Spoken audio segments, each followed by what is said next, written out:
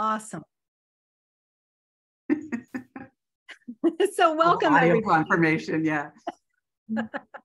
Welcome to our travel talk. Welcome to Wow Week and our third night of travel talks. Tonight, we're talking about protect your trip and your health in 2023. And I'm Wendy Perrin from WendyPerrin.com. We are a travel advice and trip planning website. People come to us and ask, where should they travel and what's the smartest way to do it? And we get so many questions now about how to protect, travel insurance and emergency assistance, and how to protect what you've paid for a trip. What if you need to cancel at the last minute? And what if you get sick overseas and you want to get home? And so that's why, and back during the pandemic, this took the whole idea of travel insurance just took on a whole new importance, right? Because people were like very nervous. And then now that we've entered this post-pandemic phase, there just have been a lot of changes and new policies that have sprung up. And so there's just even more confusion. And so we thought it would be really helpful to try to demystify these topics for you. And so that basically, what can you do and what, how will travel insurance protect you? How won't it protect you, and what you can do? So before we start, I just want to thank our sponsor of Wow Week, which is MedJet. MedJet is a global medical transport and travel security and crisis response membership. They protect you from certain emergencies, like, if you end up in a hospital where you don't want to be and you want to get home to the doctor you trust.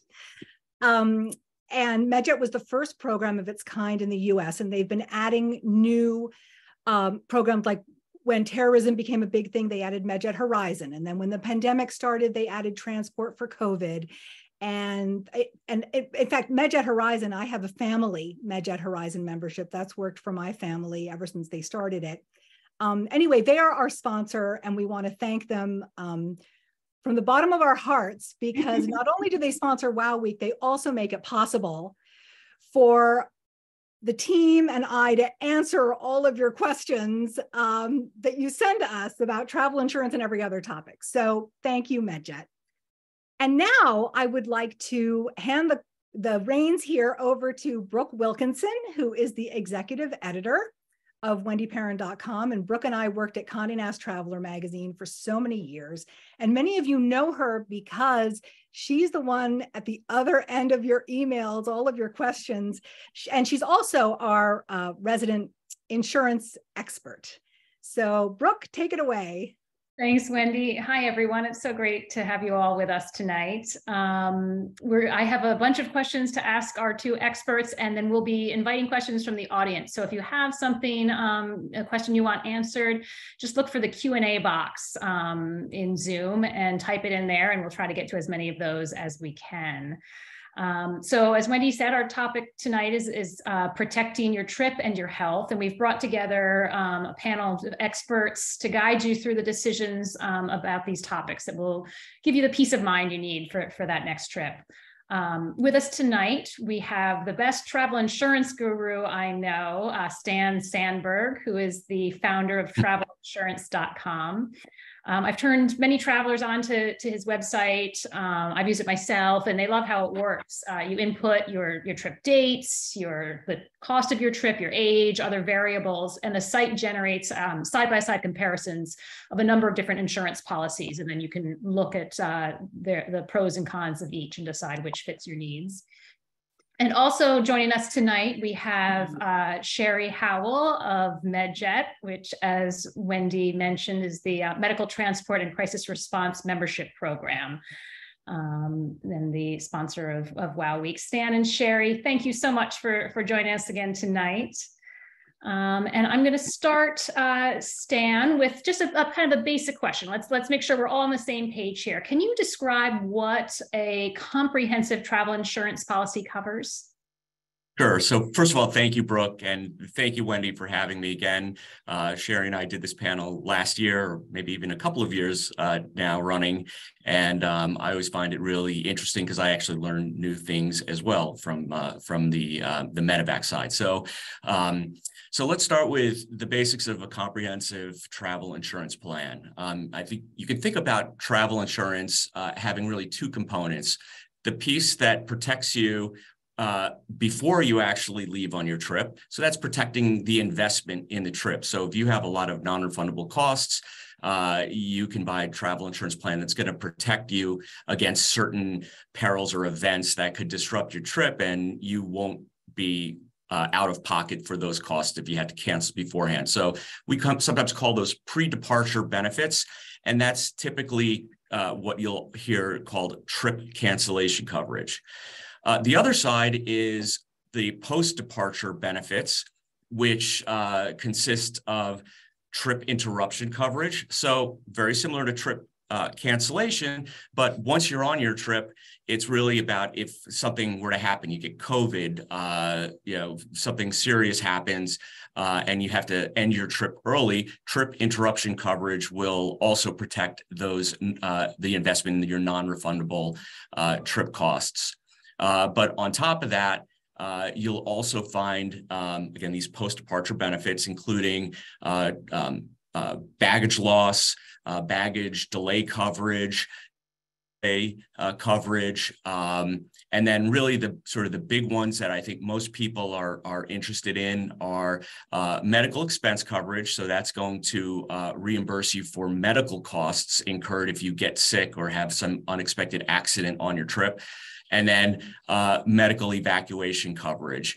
And we'll draw a distinction between the kind of medevac coverage you'll get in a travel insurance comprehensive plan versus the kind of medevac coverage that you would get with a MedJet. And you'll hear that they're not mutually exclusive. In fact, many people buy them together. Me being one of them, I also have a family membership to MedJet because I really see the value of it. Great. And how much should a traveler expect to pay for that amount of coverage? What's typical? Okay, for trip cancellation coverage, you can the cost is a function of how much your insurance, or how expensive of a trip you're taking. So broadly speaking, we typically talk about it as being somewhere between 4% up to 10% of the trip costs would sort of put you in the right ballpark for a trip cancellation plan. Of course, you can go higher than that if you're an older traveler. Senior travelers, unfortunately, that's the way insurance works. It's going to be a little more expensive, versus younger travelers. But on top of that, a more expensive trip will cost you more. And if you opt for some of the optional upgrades that many plans offer, including cancel for any reason, which is another thing people are very interested in, that can bring the cost up, to somewhere between 10 to maybe 14% of your trip costs. And so, Stan, as you mentioned, so medevac is a benefit of a typical travel insurance policy. So, Sherry, why does a traveler need a membership like MedJet if they're already going to get medevaced by their insurance carrier? Right. That's the most frequent question that we get. They're two very different types of coverage. We highly recommend comprehensive travel insurance. That is the cake of your coverage. The medevac benefits of travel insurance policies, if you read, what it's there for, it truly is to get you to the nearest facility capable of treating you in an emergency. So, if you have a car accident in the countryside of France, somebody's going to call 911, an ambulance is going to show up. If the paramedics say, wow, this person can't go to the local hospital, they need to be airlifted to Paris, that is all covered by the travel insurance medical evacuation. It's true emergency medevac. The problem is once you get to a hospital that the travel insurance deems acceptable for treating you, they only want to move you further if it's medically necessary. And that's where MedJet comes in. We're like the icing on the cake. We get you moved to your hospital at home, regardless of medical necessity and regardless of how great the hospital that you're in. Our people just want to be able to get moved home to their own hospital with their own doctors just because they want to go home. And that cake and icing, it's like, that's the biggest difference. Got it. Yeah, that makes a lot of sense. Now, Sherry, there may be people out there thinking, I'm healthy. I can't remember the last time I've been in a hospital. I'm not worried about ending up in the hospital. Do I really need this kind of protection? I'm curious to know, when you get a call from someone who's in a hospital and needs your help to come home, how often is it someone who was kind of had a medical issue before they left on the trip and that's cropped up? And how much is it, they fell on a hike and had a compound fracture or, had some sort of medical issue that came up out of nowhere that they weren't expecting? Yeah, it's really difficult for us to assess those types of numbers only because under age 75, we don't ask any health questions. Mm-hmm. So if you have a pre-existing condition, we don't exclude it. We don't even know about it because we don't ask. We're a private membership program, not insurance. So we don't have that 10-day window. Otherwise, you got to, just tell us what's wrong with you, and then maybe we'll figure it out. So not knowing the state of people before they require a transport versus having all that information, numbers are difficult. But if I had to make a guess, I would say it is definitely more injury related or circumstantial. Like a simple food poisoning can really turn into organ failure. It slip and falls, the river cruises, because those gangways are not as stable as the ocean liners. We do a ton of those. We do a ton of ski during ski season. Right now, everybody seems to be in Antarctica. Get lots of calls from Ushuaia and Punta Arena. And, during the summer, because we don't have any motorcycle riding exclusions, and we have a lot of relationships with, motorcycle clubs like BMW, MOA, or the AMA. And so we do a lot of motorcycle transports in the spring because the roads are still wet, but they're anxious to get out on the road. So it really, if I had to say, I would say probably more accident related, but statistically it's tough. Interesting. And sure, you brought up an interesting point about pre-existing medical conditions. So that's not a factor in a MedJet membership. Stan, can you talk about how pre-existing medical conditions can play into an insurance policy? Sure. In fact, it actually is plays a very important role in travel insurance. And so, generally speaking, travel insurance is not going to cover losses that result directly from or even indirectly from a pre-existing condition, unless you purchase a plan that offers what's called a pre-existing condition exclusion waiver. And they're very common, but there's some sort of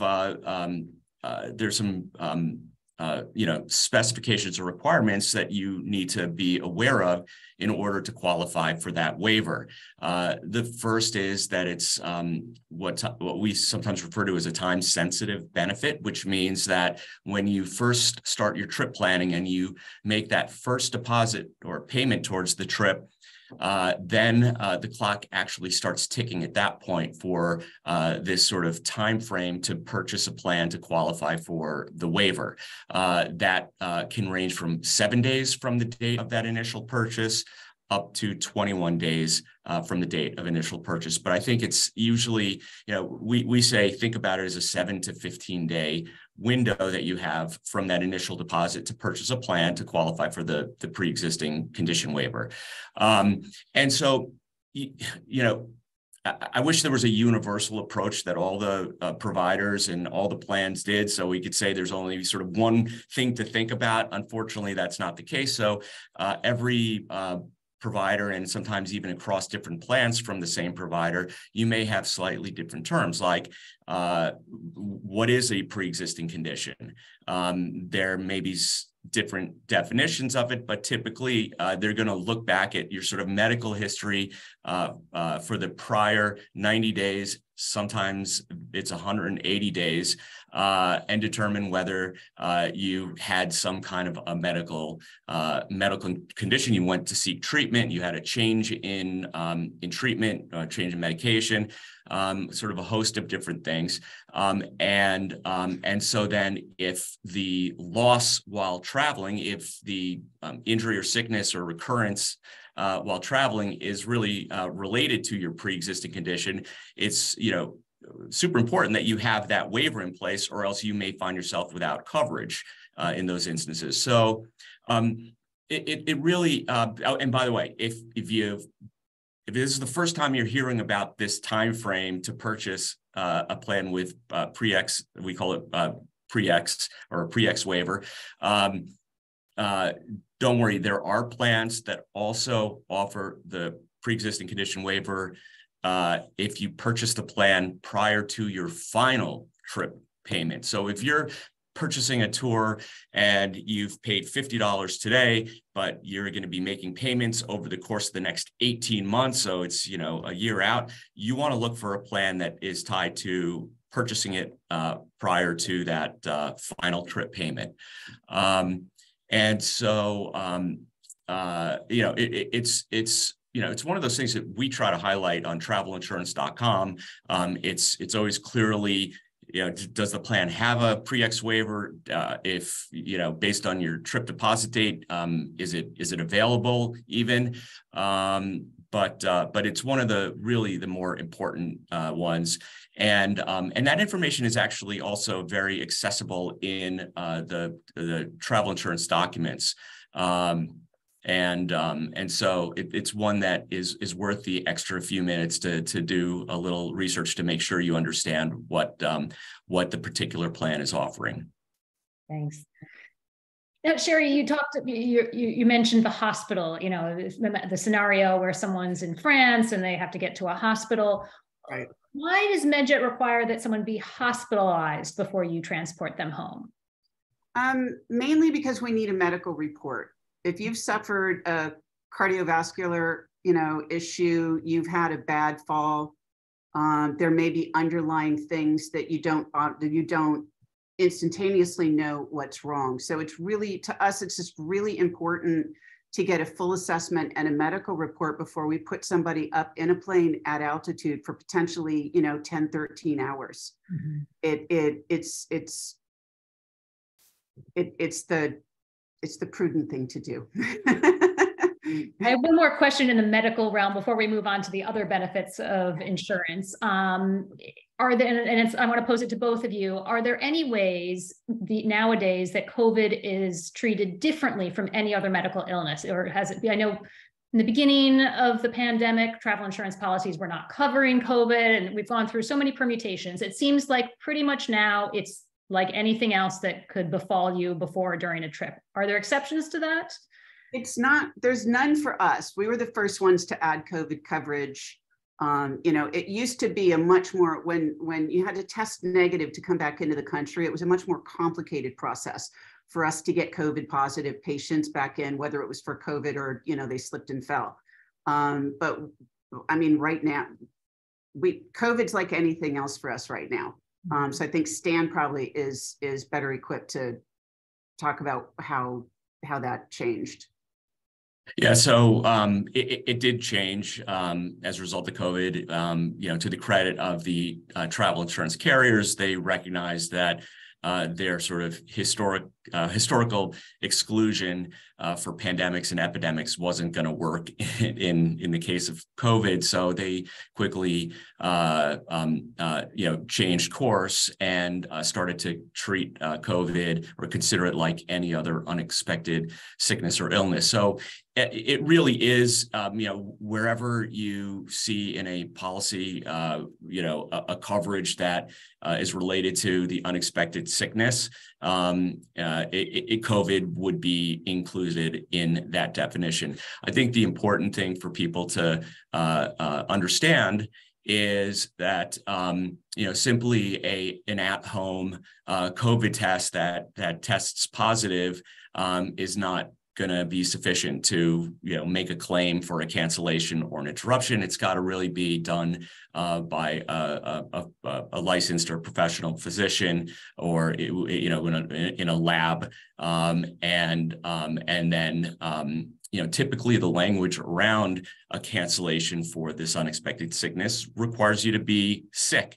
And so there's a bit of a threshold there too. I suspect that, most doctors, if you go into the office and test positive for COVID, are going to tell you you can't get on an airplane. So, practically speaking, but you will have to provide that level of, documentation for a claim.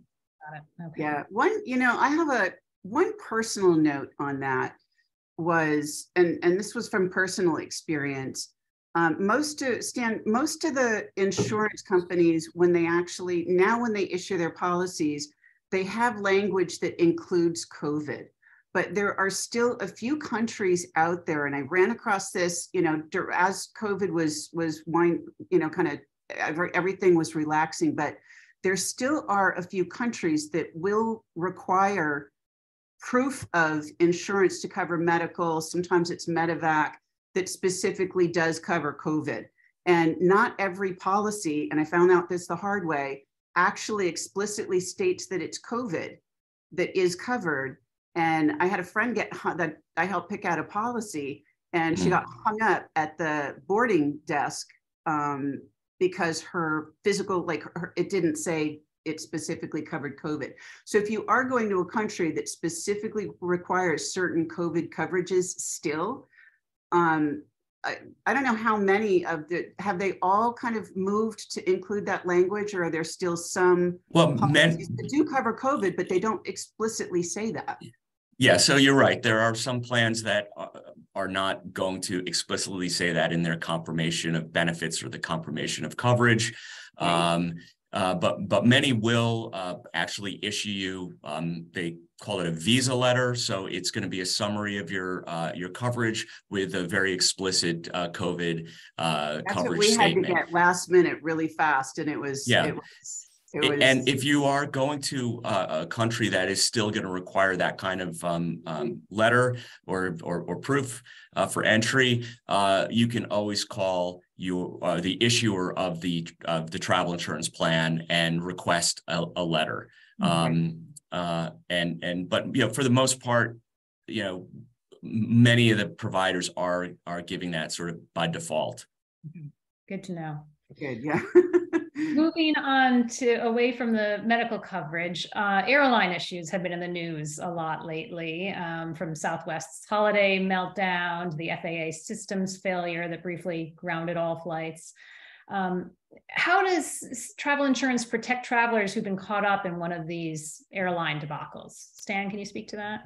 Yeah, well, there have been quite a few of them recently. So, so travel insurance is going to have some coverage for the traveler that is stuck because of one of these episodes,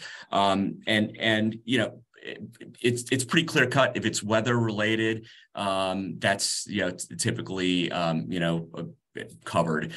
Some plans will basically cover you for basically the delay of a common carrier, like hard stop. So that sort of is pretty broad and inclusive. So if Southwest systems go down, that is a delay caused by the common carrier. If a plane also has mechanical issues, that could also fall under that.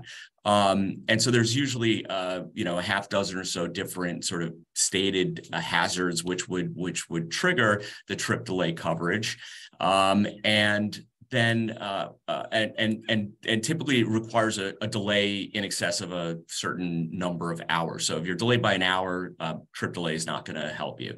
If you're delayed by 6 hours, trip delay, many plans will kick in and provide you with basically a per day amount to cover you for food, for accommodations, hotels, for transportation, for internet service, really kind of whatever you would necessarily, like reasonable expenses that you'd incur while you're waiting out the delay. And so, many people who, kind of suffered through these big disruptions over the last couple of months, if they had a travel insurance plan in place, there would likely have been coverage for those instances. What you can't do is get to the airport and see that there's, a delay starting to happen, and then, go online and try to buy a travel insurance plan for the coverage. It's a little too late at that point. Now, we also had got a number of questions about the insurance that comes with some premium credit cards. What do those policies typically cover, and can you pair that with an additional policy? Yeah, so you can definitely pair it with another policy. You won't, you're not going to get paid twice for the same loss, but the way we think about it, the credit card companies, maybe at the Platinum or Centurion or the really sort of high end credit cards, you might have, you might see that the coverage is adequate for a particular trip.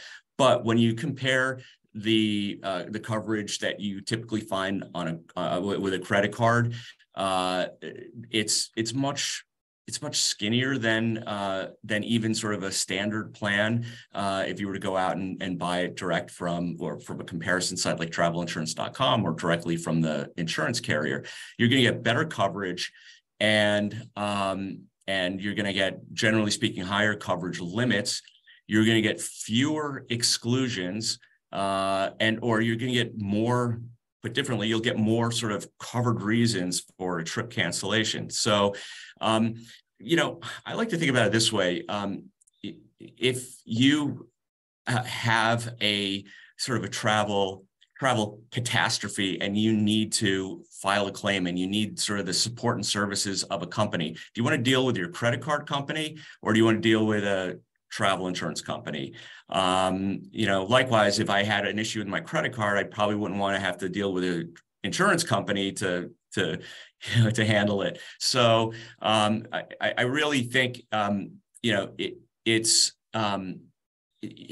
can get a sort of better range of coverages typically for not that much, and again, for some people at the high end of the credit card world, maybe the coverage is adequate for some trips, but for the most part, we recommend taking a look at the options from a travel insurance company. And how about an individual's home insurance policy? Do they need to look, and does it matter whether someone's on Medicare versus a private plan or a group plan through work, or would that cover them at all when they're traveling? Yeah, so I'm going to introduce a new topic, which is relevant. Travel insurance comes in two varieties. One is called primary coverage, and one is called secondary coverage. Primary coverage is going to pay a covered claim out irrespective of any other insurance you might have. So you might have some coverage with your home health care or your health insurance. A primary plan is you don't have to deal with that side of it. You can just file your claim with the travel insurance company. Secondary coverage, or sometimes known as excess coverage, does ask you to pursue any other sources of insurance first, and to the extent it's not covered or it's not covered all the way, a secondary or excess plan will pick up the rest, or they'll cover it. So in a simple example, if you didn't have health insurance and you bought a travel insurance plan and you're traveling and then you had an accident and incurred some medical costs, the travel insurance plan would be the first payer because you don't have another source of insurance. And so, when, with certain travelers, if you want to call up your health insurance carrier to find out whether and what your coverage is when you leave your home, health network or your doctor's network, or if you want to understand like what the coverage is when you're traveling overseas. It's kind of like a labyrinth trying to get that information, because I've done it myself. I called my insurance carrier my health insurance carrier to find out exactly what is covered and what's not covered. I kind of walked away from that phone call with the impression that I have to be really hurt and bleeding out and, in a real emergency for my health insurance to kick in. So for me, it's a no-brainer. I'm going to buy a travel insurance plan with medical expense coverage to avoid having to deal with the unknown with my health insurance. And by the way, for travelers on Medicare, retirees, Medicare does not cover you when you leave the country. Now, some plans may have a way to purchase that coverage within Medicare and certain options, but broadly speaking, it does not cover you when you go overseas, and that's why it's really important to consider a travel insurance plan if you're Medicare. Now, another option that's out there is an annual travel insurance policy. Stan, can you explain how that's different from buying an individual policy for each trip? Yeah, so annual plans, I think, are popular with a very specific type of traveler. They know they're traveling 4 to 5 times a year, and so they may want to just buy it once and know that they're covered for each of their trips. And in fact, that's what I did with MedJet membership, because it's an easy way, and it's you don't have to think about it each time.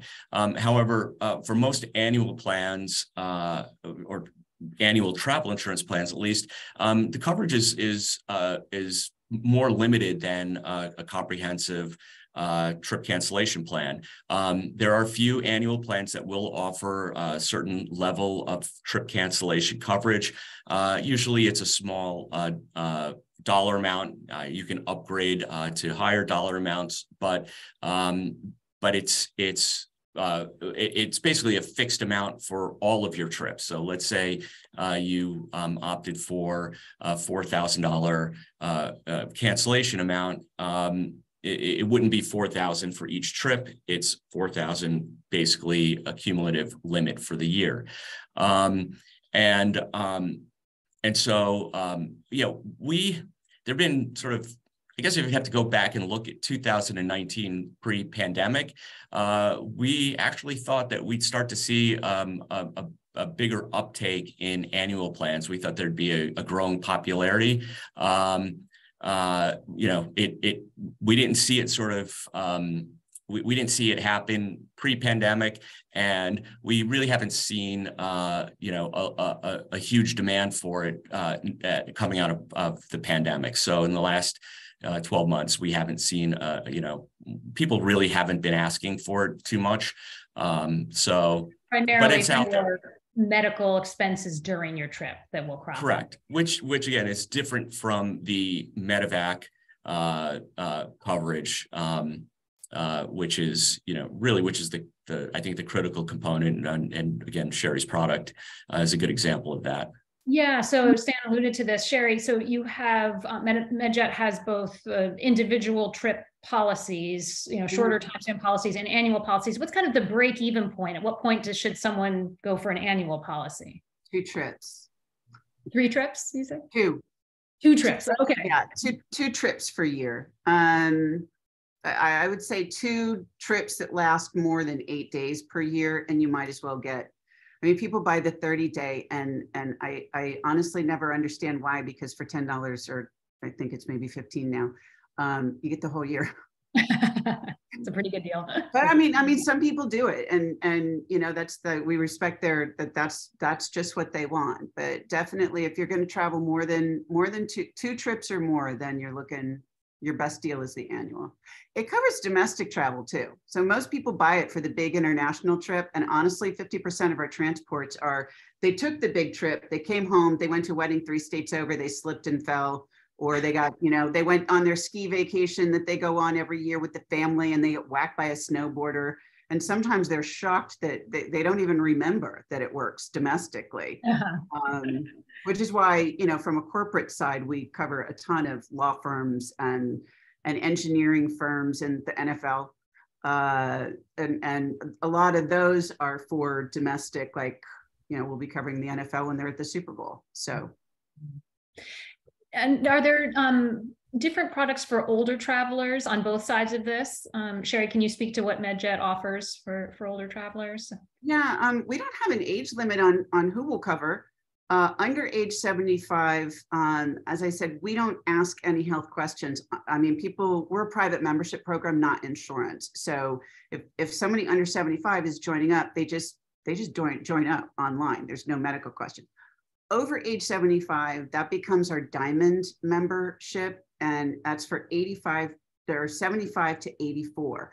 And we do ask them to fill out a brief medical questionnaire.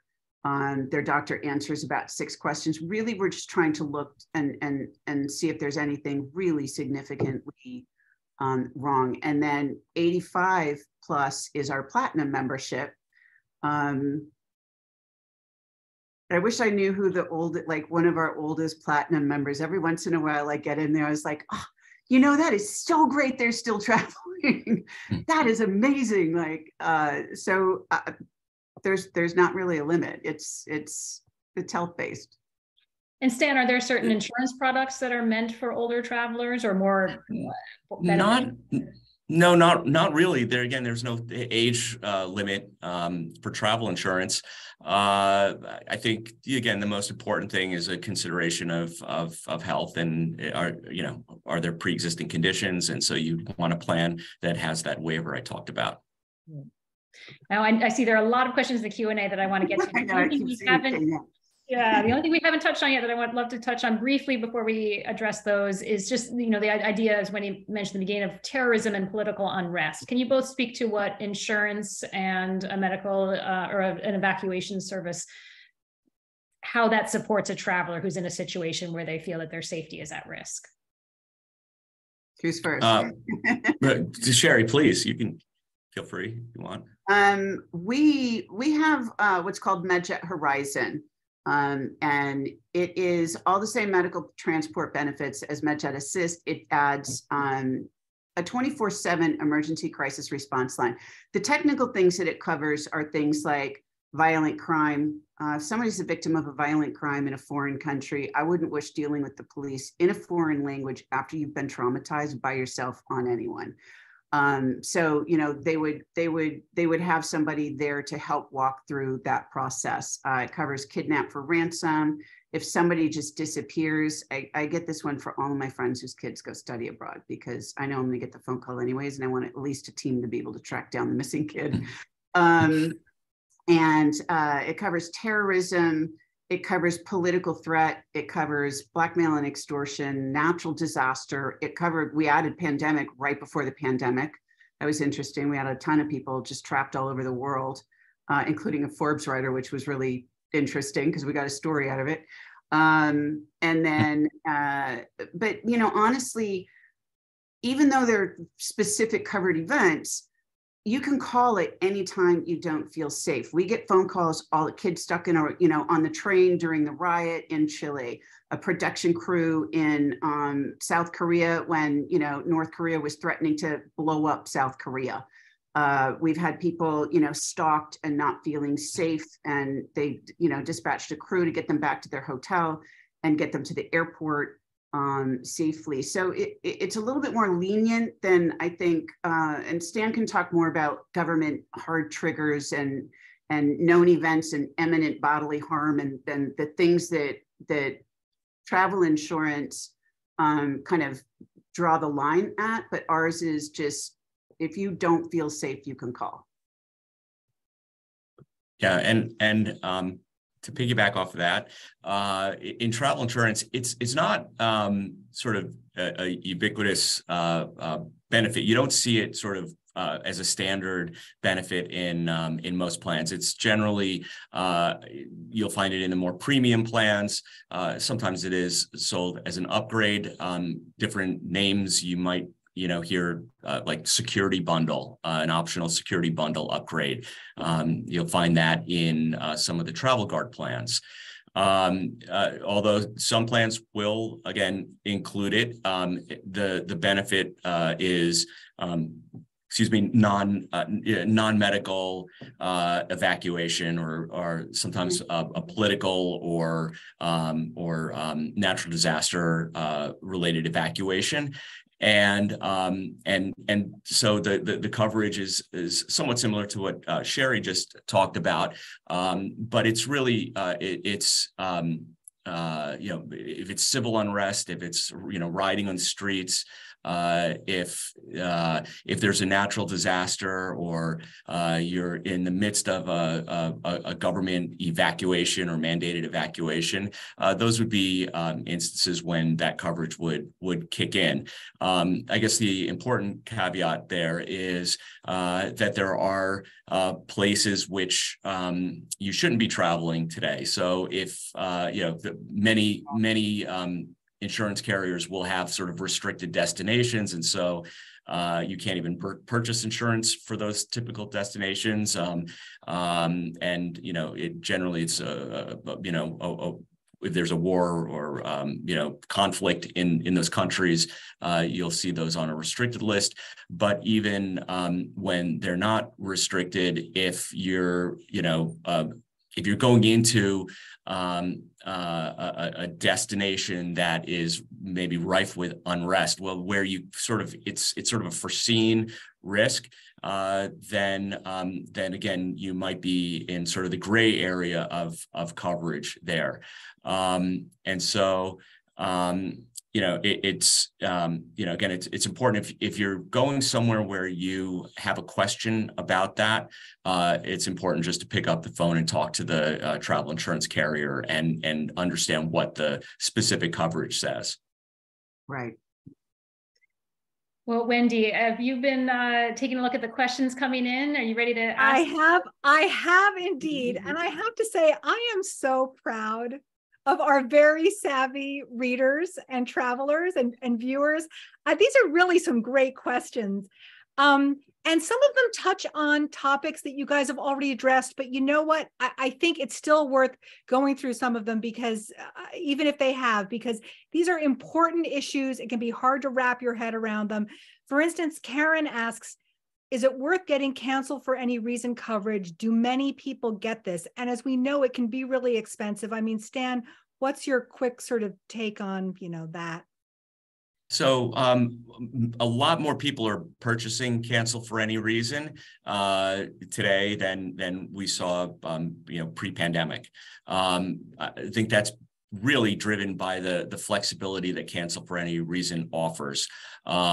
It works exactly how it sounds. If you if you wake up one morning and you decide you just don't want to go, you're concerned about the destination, you're afraid to go somewhere, cancel for any reason would give you the ability to cancel the trip. The considerations here are the cost. It can add anywhere from 40% of the base premium, an additional 40% on top of the base premium. Some plans could be as high as 50% or even more. And then the reimbursement is going to be either 50% or 75% of your insured trip costs. So you're not going to be able to get all of it back, but it acts as really a hedge against that sort of, cancellation that isn't part of the standard coverage. So I think another important point to remember, and I think some people are confused by this, cancel for any reason is on top, sits on top of the standard covered reasons in a travel insurance plan. So in your plan, it's going to have a list of anywhere from 20 to 30, some cases plans have 40 different covered reasons that will allow you to cancel if those things happen. But the insurance is only going to cover those, 20 to 40 things. And if it's not listed on that plan, it's not covered unless you have a cancel for any reason. So you can use that cancel for any reason as again, as the catch-all. If you end up if you end up having one of those covered reasons be the reason for cancellation, you'll get 100% of your trip costs back. You don't have to worry about that sort of partial reimbursement. Cancel for any reason also can only be used up until 2 days prior to your departure date. So, once you're within 2 days of your departure date, you can still cancel for a standard covered reason in the plan, but you can't use the cancel for any reason anymore. So unfortunately, you can't wake up the morning of your trip and decide, I just don't want to go. Or it's going to be raining all week, I'm not going there. Again, I think for peace of mind, some people just want to have that flexibility to get out of the trip. But it's, to be fair, it's still it's still a small percentage of the overall travel insurance sale. So, when I say more people are buying it, the vast majority of people are not. Okay. Interesting. Yeah, I think that also answers Robin's question about, is there a true value to getting the cancel for any reason coverage versus the regular comprehensive coverage? Several people have asked about college students. As a parent of college students myself, and MedJet, and what can it do? Does it cover them if they're based in the US? What about if they're overseas? If something happens on the college campus and they need to get home, as a parent, I want my child to be back at their hospital at home so I can visit them. Yeah. Yes. It works domestic and international. You sign the kid up, your family plan, and everybody is at home. And then as soon as the child travels more than 150 miles from home, if they land in the hospital and require continued hospitalization, we'll move them home. For kids who are studying abroad, the regular annual MedJet family membership allows for up to 90 consecutive days on any one trip. So, the family can go to Paris for 90 days, come home for 1 day. One of the kids can go to Mexico for 90 days and come home for one day. It covers all that travel. But if it's going to be a student in a registered program studying abroad, then you can change to a collegiate membership, which costs the exact same amount as the family membership, like a regular annual. But it does allow for a studying child to be out of the country for up to 140 consecutive days. So basically, it cuts a little bit of leeway for no extra cost and allows an extra 50 consecutive days out of country, just in case the kid's not going to come home, while they're abroad. Great. Okay, that answers Laura's question too.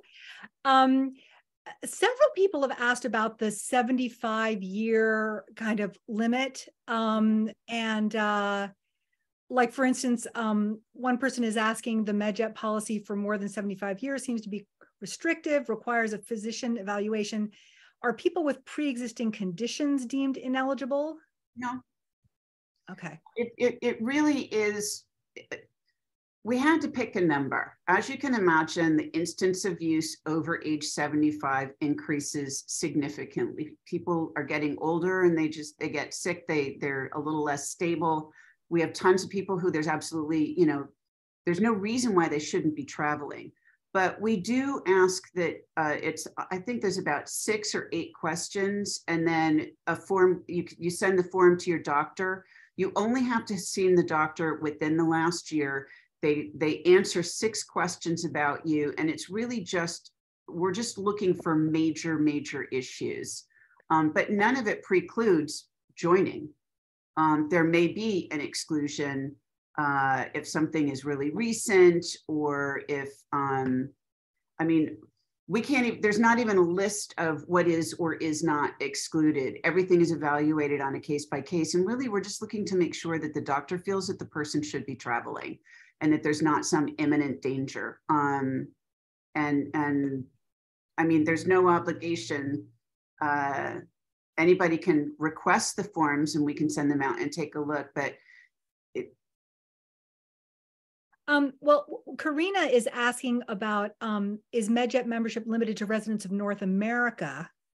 United States, Canada, and Mexico. Okay. And also cancel for any reason trip insurance. Stan, is that limited to residents of North America? Yes. Yes. There may be plans that offer cancel for any reason for residents outside the United States. We just don't carry them. So we on travelinsurance.com, the trip cancellation plans you find are designed for permanent U.S. residents. So you have to be residing here. We do have a sister site which offers travel medical plans, but they don't offer trip cancellation coverage or cancel for any reason. Okay. I like this question from Carol. Practically speaking, if you are in a developed country, how much coverage do you need for medical and for evacuation? We always recommend at least 50,000 in medical, and medical evacuation. That, I mean, Stan would know more, but we see people with 500 to 1 million, but again, it's only to the nearest acceptable facility. Stan, what do you see? Yeah, I mean, it really depends on where you're going, and there's some, I guess, considerations. For medical, we think about it as like 50,000 is kind of the standard limit in that sort of really sort of quality mid to upper mid plan. More basic plans may be as low as 15,000 or 20,000 or 25,000. But when we looked at certain countries that had requirements to show proof of medical coverage for entry, Thailand was doing that at one point, and other countries were doing it. Costa Rica was, as they first opened after COVID. The minimum amount typically ranged from somewhere between, well, in some cases, the 30,000 euros, up to $50,000. And so, that's kind of how we think about it. There are plans that will offer up to 150,000 of medical expense coverage. And if you go with just a standard, or if you go with a travel medical plan, without the trip cancellation piece, you can get medical limits as high as $1 million. On the evacuation side, I think the lowest amount you'll see is 150,000, but typically, somewhere between 250 and 500,000 again is what you'll see most commonly in the again, those mid to upper mid plans. When you get into the premium plans, you'll see $1 million of medevac coverage, I've actually asked in the industry. I go to a number of industry events every year, and I've always kind of been interested in with the air ambulance companies, like what the sort of the worst case, or what was the biggest evacuation you've ever seen. I've never heard of an evacuation that even sort of approached $1 million. So I think some people may want it, but again, that $500,000 mark seems to be the right amount for international travel. Okay. Oh, I wanted to jump in, and this is I think an interesting question. Amy asks, what should you cover with trip insurance? Airfare, trip cost, and do you have to be exact with your trip cost when purchasing insurance? I think a lot of people want to know, what part of the trip do they have to cover in terms of cost? Well, you want to cover your non-refundable prepaid costs. So whatever you're on the hook for, think about, like, what have you spent that you would lose if you had to cancel before your departure date. And likewise, if you have non-refundable costs that are sunk into the trip, even while you're traveling, it's the trip interruption that would cover that. But nevertheless, anything that's non-refundable and that you've paid out of pocket, that's what would be subject to reimbursement. That can include airfare, lodging, attractions, cruises, tour packages, and so it really, again, if you're out of pocket, then that's what you'd want to include. The question of how accurate you need to be is a really good question, because there are plans that have certain benefits that require you to insure all of your non-refundable prepaid trip costs. They'll say, well, you have to, if you want this benefit, you need to insure 100% of your trip costs. So you can't sort of angle for like just a piece of the, insure a piece of the trip costs and just try to qualify for that benefit. And the cancel for any reason optional upgrade is one of those benefits. And in some cases, the pre-X waiver is also tied to a requirement to insure all of your trip costs. So again, the idea there is if you want to qualify for the pre-X waiver and you insure $1 of a $10,000 trip, that's not going to fly. And so again, the requirement is you insure all of your trip costs.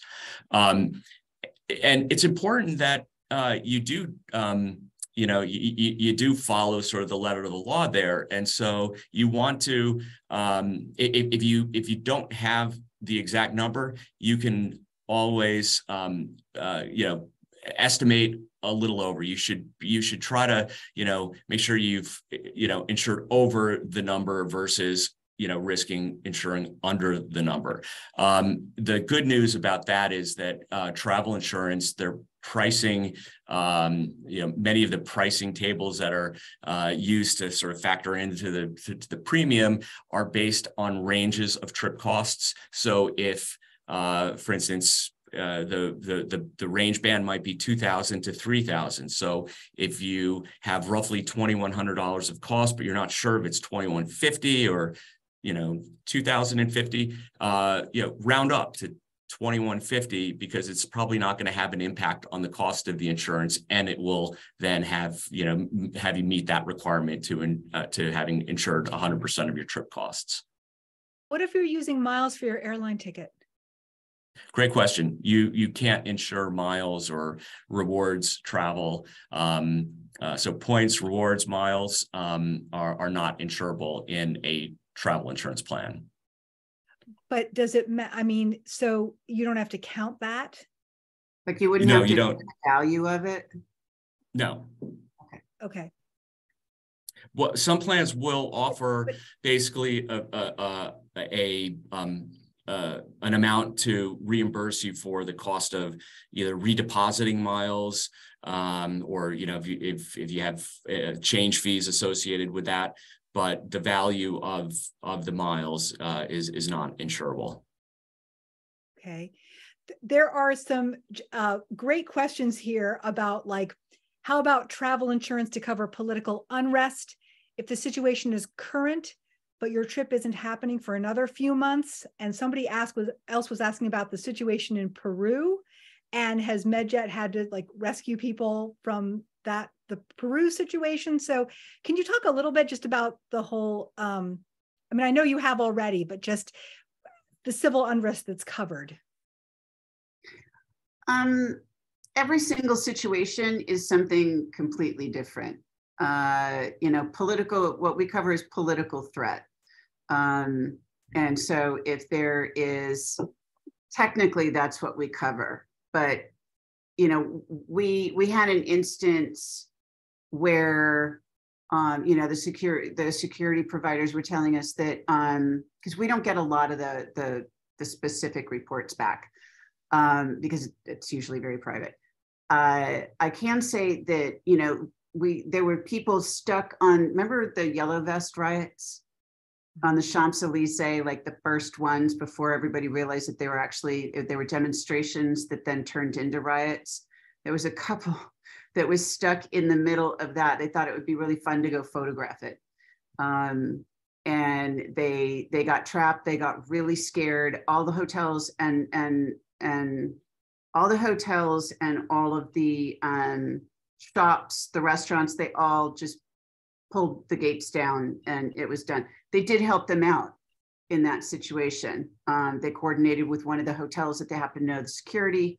They texted them pictures of the people, and the hotel actually agreed to lift the gates up and pull them in until the teams, somebody from the team could get there and help them. So, every single, I don't even know how else to say that. Every single thing is different. Okay. But again, anytime you don't feel safe, there are resources you can call. And if it does warrant a security extraction, then that is what they'll do. Okay. And Stan, how about travel insurance to cover political unrest where the situation is happening now, but your trip isn't happening for several months from now? Yeah. So if, it sort of depends on, I guess there's not sort of a general rule we can use here. So if you haven't purchased the insurance yet and there's sort of a known risk or known peril or hazard, that may, again, the idea of insurance is to protect against the unforeseen. When something becomes a foreseen event, like we know that there's a problem here, but we want to, let's buy the trip and hopefully it'll be resolved by the time we get there. In those instances, it may present a challenge in terms of the coverage. If you knew that there was an issue, it's a foreseen event, and insurance may not be there. But in the event where you have already purchased insurance and then something springs up and becomes a problem event, and if the coverage is in your plan, then you're okay. I mean, then the coverage will be there for you. And so, there's a timing element. Again, the idea is it a foreseen issue that you're trying to protect at the time you're purchasing? And if it's already a foreseen event, then you can basically conclude that insurance is not going to protect against that particular trip. It's much like a hurricane or a storm. Once that storm is named, or once the hurricane is named, it's going to be too late to buy insurance to protect against that particular storm. But if you buy insurance, before any storm is named, or before you can see anything on the horizon, then that's where insurance will cover you for that storm or hurricane that comes up. Right, and there's one other similarity between us and I think what most insurance does is the State Department has an alert system 1 through 4. 4 means do not travel. Like if you decide to travel to a level 4 do not travel country, we don't guarantee, we don't cover that. Like we don't go to the Ukraine, we don't go to Russia, we don't go to Libya, we don't go to Iran or Iraq right now, Syria. You shouldn't be traveling there, and it's already a level 4, and it's way too dangerous to send a crew. But in our rules and regulations, it specifically states if it's level 4, then just don't expect services, because you shouldn't be. It's the U.S. government saying don't go. You should not be there. So and insurance is the same, correct? Yeah, and some plans will provide for like a cancellation reason if your destination becomes a level 4. Right. And like I said before, the restrictions that the carriers have in place already, you won't be able to buy a plan if you list the destination as Russia today or Ukraine, and certain other destinations. But there are surprisingly, there are carriers who will cover trips to North Korea, to to Cuba, to Iraq, to I don't think you can. I think Iran is now also on the restricted list, but nevertheless, you won't be able to even buy it if that's your destination.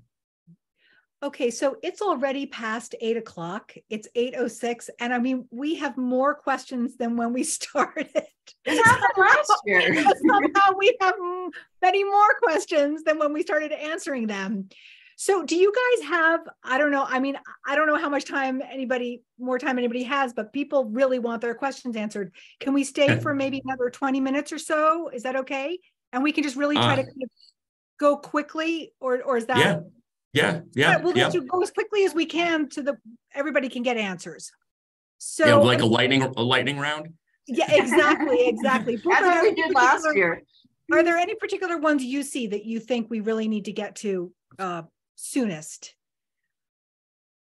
Oh, I need to open up my Q&A box. Yeah. Well, here's one person who got COVID on a cruise, had to leave the ship. Insurance requested documentation from the cruise line. She says, I've made multiple attempts to get that with no success.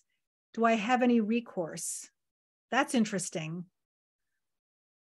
So if I understand that, the requirement they got COVID on a cruise, and they had to leave the ship, and the insurance needs documentation from the cruise line, and she can't get the documentation from the cruise line.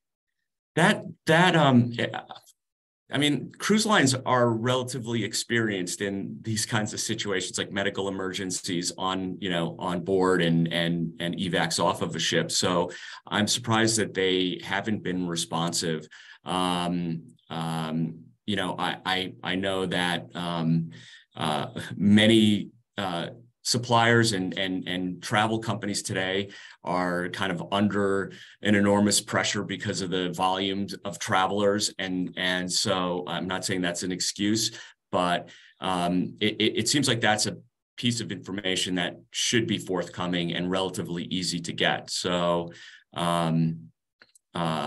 this wouldn't be the first time this particular cruise line, I'm sure, has had to deal with this. So I think maybe persistence, or maybe trying another avenue. Okay. Amy is asking, what is your recommendation for coverage for more extreme adventurous activities like scuba diving, paragliding, hang gliding, hiking? What is the type of insurance to get if you're doing these extreme adventure sports? You want to look for a plan that actually offers hazardous sports or adventure sports coverage. And so, again, there's a range of plans that you can find, that have sort of basic exclusions. Typically stuff that would be covered in most plans, but again, it's important to make sure when you're buying one. But typically, you'd see, like, if you're skiing, it would be, on trail, marked trails. If you're going backcountry skiing, forget it. That's hazardous, extreme. You need to find a specialized policy. If you're doing recreational scuba, so I'm not a scuba diver myself, so there's a certain depth at which you can scuba, and it's considered recreational. That would typically be covered. Non-technical hiking would be covered. But once you get into sort of the more technical sides of these sports, if you're going deeper than that certain level threshold, and I apologize that I don't have that depth for you right now, but or if you're going off trail, or if you are mountaineering in any way, shape, or form, where it requires crampons, or it requires ropes, or harnesses and stuff, that's all considered extreme activities. And so there are some plans that will actually cover that. I can tell you the Travel Guard plan by AIG the preferred and deluxe plans offer what's called an adventure bundle, which waives the exclusions for extreme activities and adventure activities. So, you know, again, if that's on the itinerary, seek that out, but, you know, make sure that the plan you select doesn't have an exclusion for the activity you're interested in doing. Okay, good point. Brooke, do you have? Sure. So Cindy asks, for trip delays due to weather, will travel insurance cover a business class flight on another airline when my airline can't get me a flight to my international destination within a day? It's gonna be subject to the limits of the particular plan. So trip delay coverage, you know, ranges from coverage of $500 total limit up to thousands of dollars of coverage. I think you know, 1,000 to 2,000 is, again, what you would see in the sort of the mid to upper mid and premium plans. There's also a per day limitation, which can range from you know, $150 a day up to $500 a day. So you know, again, depending on the circumstances, that might be covered. So it's not a business class ticket. It's not getting you whole on the class of ticket. It's going to pay up until the limit in the plan itself. You can choose how to spend that. Sherry, Robin asks, who can be covered under the Family MedJet Horizon plan? Is it just children under a certain age or just living in the home? Yes, family is 2 cohabitating adults and up to 5 dependent children up to age 19 if they're not a full-time enrolled student, or up to age 20 or through age 22 if they are a full-time enrolled student. Okay. And is the teenager covered on an international trip if they're without the parents, but there's a family MedJet Horizon? That's what I thought. Each individual member each individual member is covered for all the travel, which is why, you know, if kids go study abroad, if they go on a field trip, you know, like to a foreign country, if they go visit grandma 3 states away, and you can be going in all different directions, but everybody's covered. It doesn't have to be a single trip. There are about 5 other ones that I could probably rifle off really quick too. Okay. Okay. So there were 2 questions about like something about Blue Cross Blue Shield Advantage. All in, whether it's health insurance or the, you know, like the medevac benefits on a platinum card, like a platinum level credit card, or travel insurance. It's all the number 1 language you're looking for is nearest acceptable facility and medical necessity. Medical necessity. All of those insurances want you to stay in the hospital that you're in till you are recovered to the fullest extent possible, and then they will work on getting you home, which is technically trip interruption. Typically, they wait until you are well enough to be repatriated commercially, sometimes with a medical escort. That's what our people want to avoid. They don't want to have to be treated in that hospital just because it's not medically necessary to move them to their hospital at home. They want to finish their treatment there, not where they are. So that would be the big, regardless of what, you know, what policy anybody's asking about. The really big thing that gets you stuck in a foreign facility is acceptable facility and medical necessity. And then somebody asked if there's a way for people here to help them choose the right plan. Yeah, we have a great membership services department. You can get a human being to walk you through all the different caveats. They're very educated, very patient, and I love them to death. No to Spain. Unfortunately, you really do have to be a resident of the United States, Canada, or Mexico with a residential address here. Somebody asked if their residence is Florida, but they prefer hospitals in like Illinois or Texas or something. Can that be done? As soon as you leave the country, if you require a transport, you can choose what hospital in your home country you get returned to. So we had a guy break his neck in Nicaragua. His brother was a surgeon. They didn't want to take him to North Carolina, and they preferred to have him taken straight to a spinal surgery center in Florida. you choose where you go in your home country. It's not relegated to your home hospital. And then Canadians, yes, Canadians would be recovered to the hospital of their choice in their home country of Canada. And no, we don't charge double. It's the same USD price for Canadians as it is for US residents, as it is for Mexican residents. So that was my 5-question. I have my 5-question blitz round. Yeah, well, I just read a question from Joanne Redwood about her son motorcycle accident in Thailand. Yeah. And the hospital couldn't be moved due to the severity of the break in his neck, and how would that be covered for extended hospital stays? I can just speak to the medical expense piece. The costs of the medical stay, even if it's an extended stay, would be covered, again, up to the limits in the plan.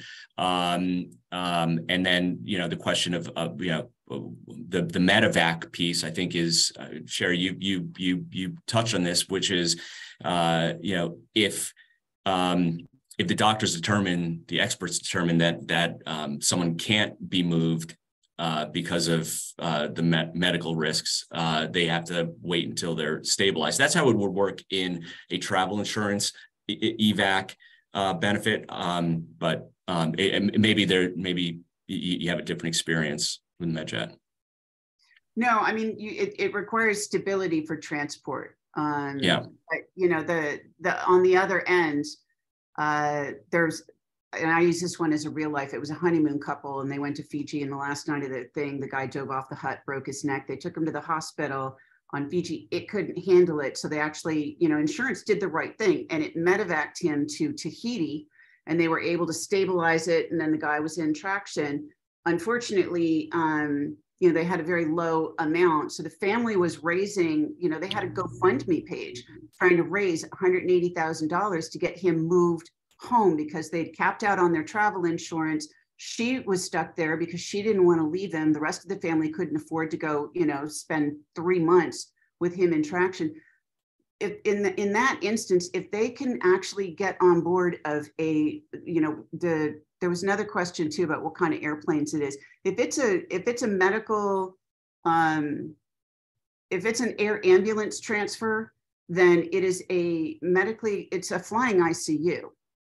It is a medically equipped, usually a Learjet, with full medical staff and 2 pilots. And then as soon as somebody is stable, we work on getting them home so that they don't get stuck recuperating where they are. Somebody else asked, do you always use medical jets? That answer is no. If it's a really long distance and it's possible to get them on a flatbed commercial with a critical care nurse, sometimes that is it's a lot faster because it's not a small jet that's going place to place. And it is sometimes a lot more comfortable. And I always say it has better snacks, but if they can safely be transported in a flatbed, then they get a business class ticket. A critical care nurse gets the seat next to them, and then a spouse or a companion gets a coach class ticket on that same flight. Here's a question I'd love to know the answer to from Thomas. He asks, what are the most common claims, or what are the most common reasons for travel insurance claims? What are the most common risks? Yeah, so the most common reason is the unexpected sickness or illness, and probably COVID was probably the number one reason for a while running, but that's the most common pre-departure trip cancellation claim. And then also medical claims for accidents while traveling.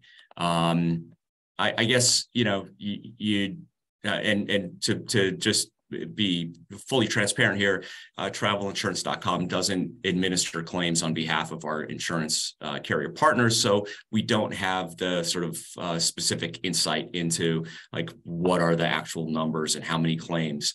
It is shared back to us on a sort of a quarterly or, biannual basis. So that's how I can speak to it, but it really is, generally medical in nature for the cancellations. Okay.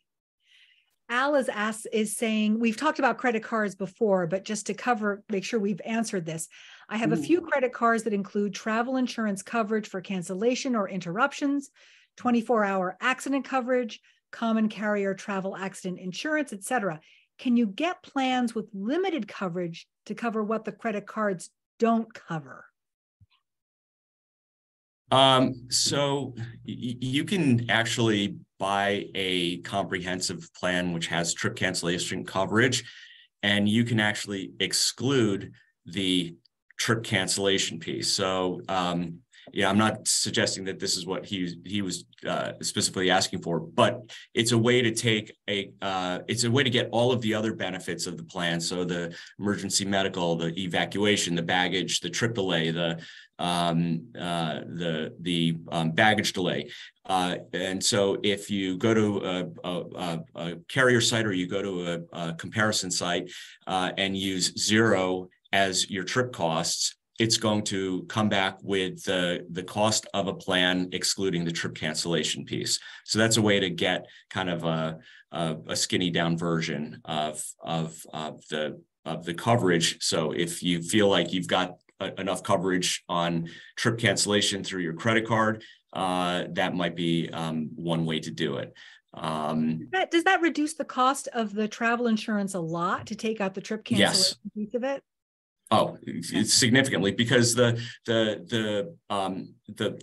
biggest cost in a comprehensive plan is going to be associated with the trip cancellation piece, ensuring that that trip cost.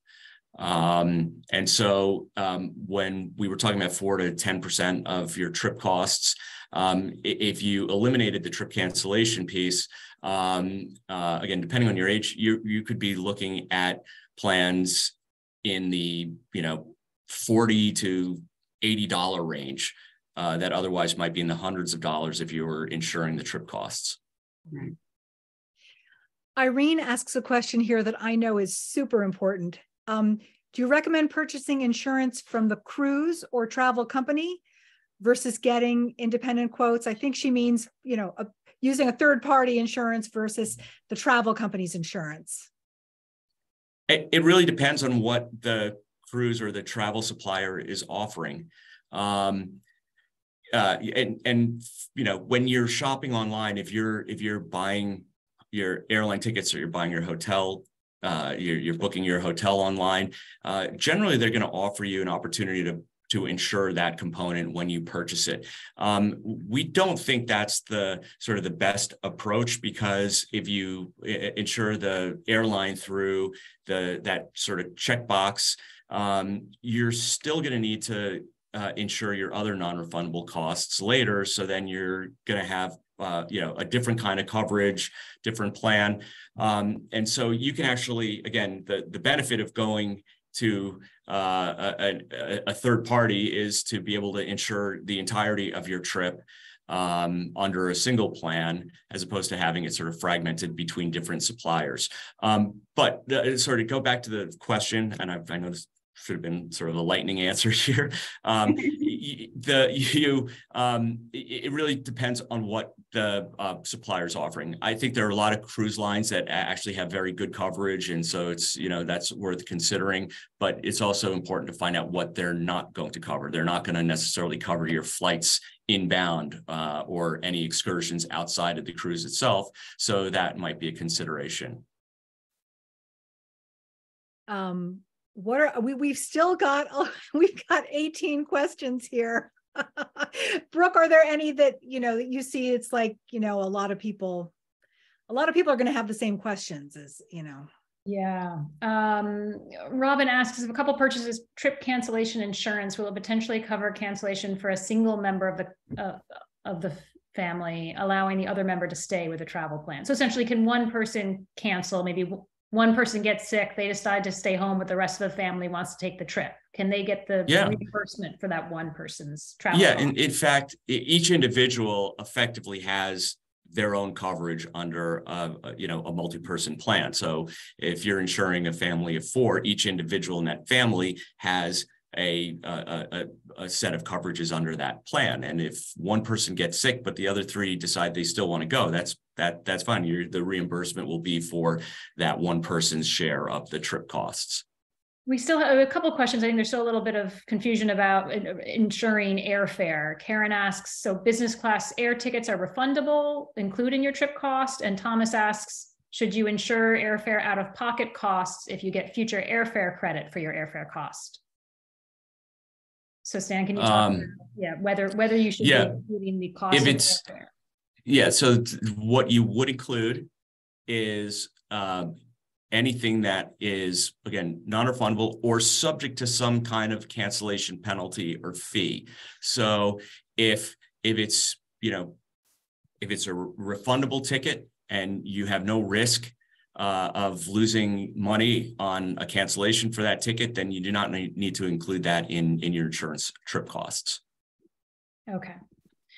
Sherry, sorry, is there more to that? No, that's, go ahead. Sorry. Sherry, let's see how quickly you can answer a few more. What's the difference between MedJet and MedJet Horizon? MedJet Assist is all the medical transport benefits. MedJet Horizon is the medical transport plus travel security benefits. Okay. Assist is medical transport. Horizon, it's actually our fastest growing membership right now. It's crazy. Has the security protocols. And Miriam asks, in a situation you referenced of someone being in a situation, terror or trapped on a train or in a hostile situation, you said that that person can call. Do you mean that the person is entitled to be lifted out of the country or that they will get some type of phone support? Also, how do you even get a team into such a place? They have security. They have security. It's a broad network of security providers already in country.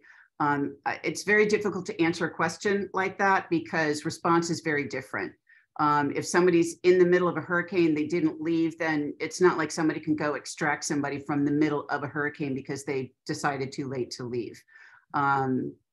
And so the number one concern of the security teams is to get the person to safety, whether that's shelter in place until the threat is dissipated, or whether it is if somebody just disappears, then somebody's gonna go find them. If it does require a security extraction, then that's what they do. Every situation is different. I could go on for like 8 hours about, but there's an assessment that happens, and their primary concern is what is safe for this person right now, and then what's the next step, and what's the next step after that. And I know we've talked about this before, but I think it's just such an important point. Rena asked, if we have an accident or emergency and are hospitalized and have to get home soon and have Amex Platinum medevac coverage, travel insurance medevac coverage, and MedJet coverage, do we contact all 3 to see who gets back to us most quickly or offers the most help? So I'll say this quickly, and Sherry and Stan, feel free to add on, but travel insurance is going to get you to the nearest acceptable facility, the nearest hospital that can treat you. They're not going to get you home. MedJet is going to get you from a hospital away from home to your hospital of choice near home. I'm not familiar with Amex Platinum's medevac coverage, but I believe that's. I actually have an Amex card, so I have a platinum card. Yeah, so please tell us. Again, it is, when I grilled them on it, I used the instance of, going to Buenos Aires. My husband wanted to go to a gaucho ranch. I was like, I know he's going to fall. And, what exactly is this platinum coverage? And they very specifically said, the ambulance would get there. If it was like, if he had to be airlifted to Buenos Aires, like definitely, like you would call us, we could do that. But once he gets there, he's there. And I was like, that's okay, because I've got MedJet. From what I understand, the platinum and other credit card benefits are typically it's the true emergency evac, which again is a really important form of you need, of course, right? Yeah. You need to get. I would imagine that if you had an emergency and you were in the hospital and required continued hospitalization and are looking to get home, you're already in touch with your travel insurance company because they are already aware of the fact that you're in the hospital, because that's who, I would assume, Stan, that just like medical insurance, that there's a degree of permission or a degree of inform that needs to happen with the travel insurance company. So if if you are, I mean, it doesn't hurt to call all three, but I still feel like they're for very different purposes. Yeah. And I'd probably call Amex Platinum last, but look, with a comprehensive travel insurance plan, in an emergency situation, you're not actually calling the insurance carrier. You're calling a 24/7 global assistance hotline that they provide to you. So they work with a service provider, someone who their expertise is in, you know, medical emergencies overseas. And so that's who you're going to be dealing with.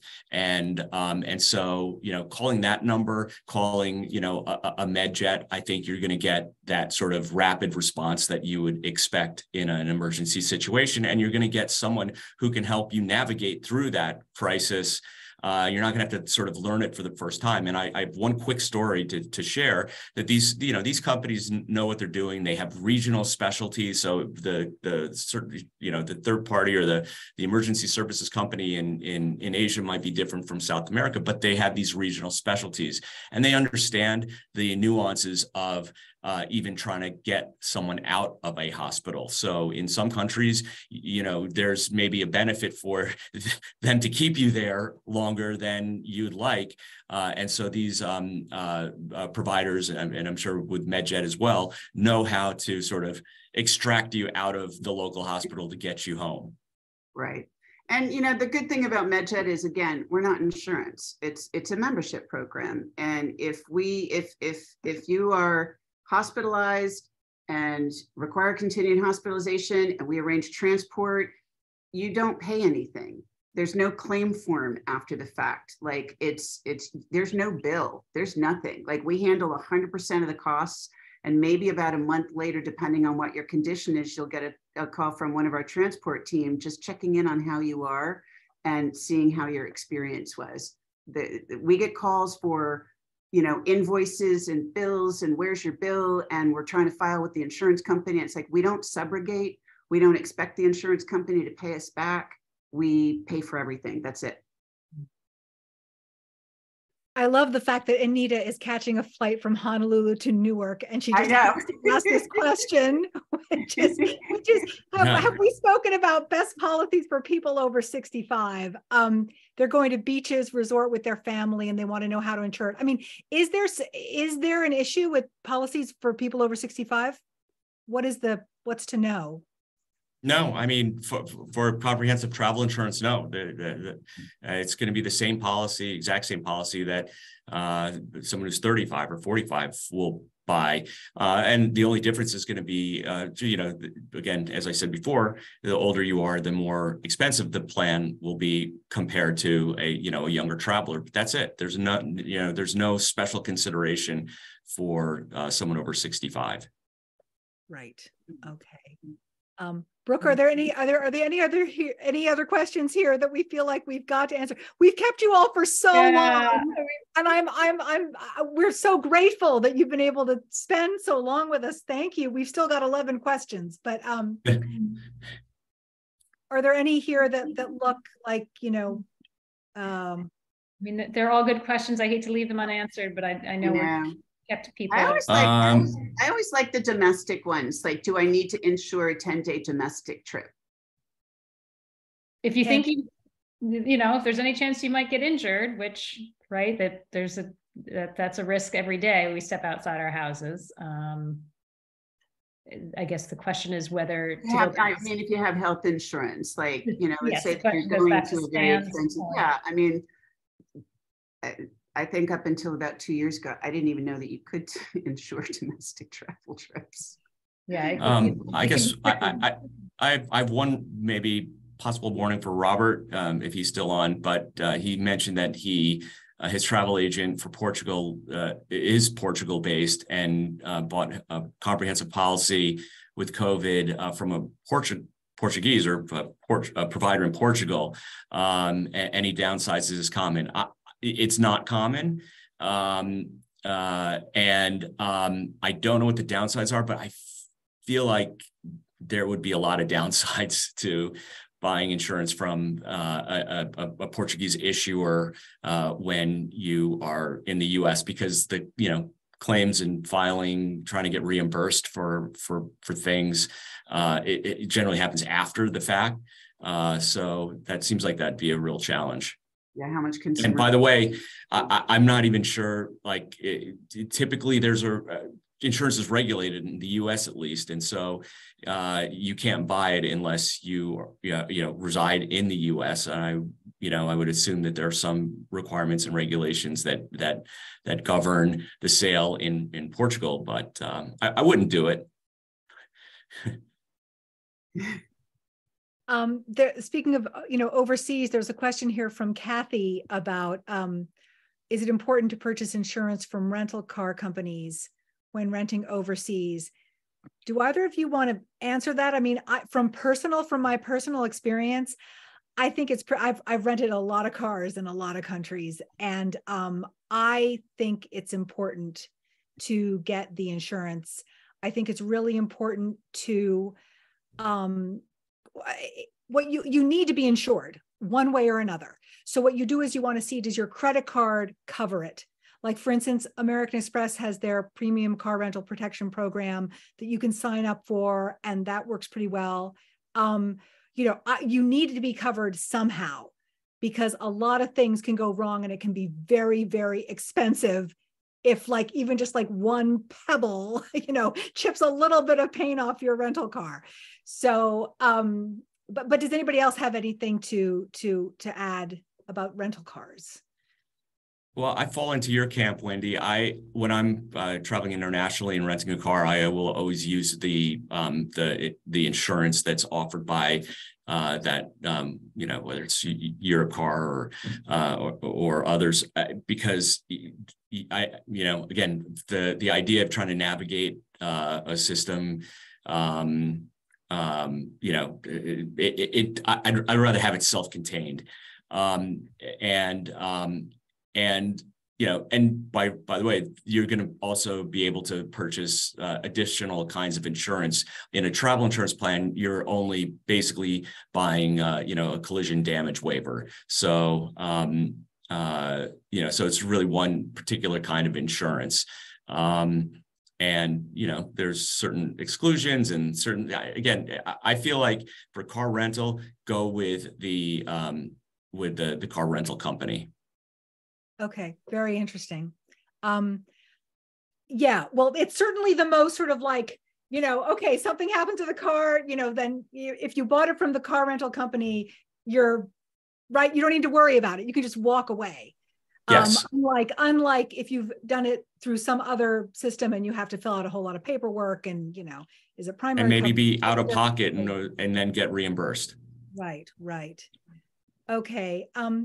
Well, we have kept you 40 minutes over. And so I feel like maybe we should wrap it up there. We so appreciate all of your expertise and all of the time you've spent with us. Stan and Sherry, thank you so much. Thank you, Wendy. Thank you for having us. Oh, of course. We're just thrilled. Yeah, and I'm sure our readers are also thrilled to get all these great answers.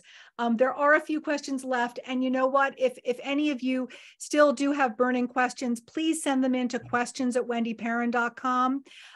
Brooke is there, and if she can't answer them, then she will get the answers from Sherry or Stan for you. Yes, absolutely. And I just also want to add that, we've got 2 more days of Wow Week, 2 more travel talks. Tomorrow at 7 p.m. Eastern, we're going to be talking about new ways to see the world by water, all the cool new itineraries and interesting little, funky little boats and vessels of all kinds that will help you explore the world better as seen from the water. And then on Friday, we're talking about how to get more miles and points and get the max for your miles and points in 2023. So if you all would like to join us for those, of course, you can just go to WendyPerrin.com, and the article is right there on the homepage, and you can RSVP for those talks. Again, thank you so much to our special guests tonight. And I wish everybody very safe travels, great peace of mind because it makes Likewise. such a difference, doesn't it? When you can like just feel like you have total peace of mind when you're heading overseas. So That's what insurance is Great. for. Okay. Thank you, Wendy, and thank you, much, Brooke. everybody. All right, thanks, Thank Brooke. you. Thanks, Have a Wendy. good night. Bye. Bye-bye.